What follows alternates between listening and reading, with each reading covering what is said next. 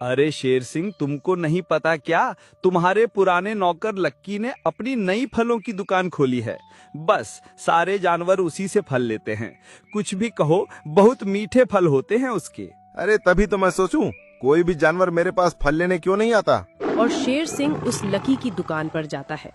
और लकी, बताओ क्या हो रहा है? कैसी चल रही है तुम्हारी दुकान? लकी, तुम्हारे तो भाग खुल गए, लेकिन मेरे तो भाग फूट गए।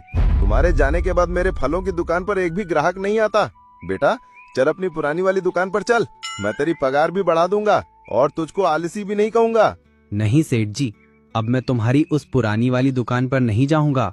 जितना मैं अब कमा रहा हूँ उतना आप मेरी पगार नहीं बढ़ा सकते। अगर मैं आपके यहाँ साल भर भी काम करूँ तो भी मैं इतना पैसा नहीं कमा सकता जितना आज मैं महीने में कमा लेता हूँ। लकी की बात सुनकर शेर सिंह को बहुत बुरा लगता है, लेकिन उसको खुद के बर्ताव पर भी पछतावा होता है। अगर मैंने उस लकी को बुरा भला नहीं कहा होता तो आज मैं जंगल का सबसे बड़ा फलों का व्यापारी होता। लकी इतनी मेहनत से मेरी दुकान पर काम करता था और मैं पूरा दिन उस पर रौब झाड़ता था। ये सब मेरी ही गलती है, जिसका मुझे बहुत पछतावा हो रहा है। और शेर सिंह पछताते हुए धीरे धीरे घर में जा रहा होता है। शेर, भालू, बकरी, हाथी, ये सभी अपने अपने घरों में सो रहे थे। तभी उनके घरों के ऊपर से एक अजीब सी चीज निकल कर गई और वो जंगल के राजा शेर के घर के ऊपर रुक गई, जिससे बहुत तेज प्रकाश निकल रहा था और उसकी आवाज से शेर की नींद खुल गई। शेर की नींद खुलते ही वो अजीब सी चीज पल भर में वहां से गायब हो गई। अरे, ये आवाज किसकी थी? जंगल में ऐसी आवाज तो पहले कभी नहीं सुनी। मुझे ऐसा प्रतीत क्यों हो रहा था कि जैसे कोई मेरी झोंपड़ी पर अपनी निगरानी बनाए हुए हो। कुछ तो था मेरी झोंपड़ी के ऊपर जो पल भर में गायब हो गया। अब तो उसकी आवाज भी सुनाई नहीं दे रही है।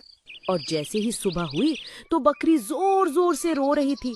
अरे, मैं तो लुट गई, मेरा सब कुछ चोरी हो गया। पता नहीं कौन था, मेरा सब कुछ लूट कर ले गया। मैं बड़ी मुश्किल से अपनी बड़ी बेटी की शादी के लिए धन इकट्ठा किया था, सब चला गया। हे भगवान, अब मेरी बेटी की शादी कैसे होगी? बिना धन के मेरी बेटी से कौन शादी करेगा? अरे, क्या हो गया बकरी? तुम इतनी जोर जोर से क्यों रो रही हो? और तुम रोते हुए कह रही थी कि किसी ने तुम्हारी चोरी कर ली। हमारे कड़े अनुशासन के होते हुए ऐसा कौन सा चोर आ गया जिसने तुम्हारे धन को निकाल लिया? महाराज, मैं कई महीनों से धन इकट्ठा कर रही थी। पता नहीं, रात में एक अजीब सी आवाज सुनी तो मैं बाहर निकलकर देखा और इतने में ही मैं अपनी झोपड़ी के अंदर गई तो मेरा सारा इकट्ठा किया धन चोरी हो गया। हाँ बकरी, तुम जिस आवाज के बारे में अभी बात कर रही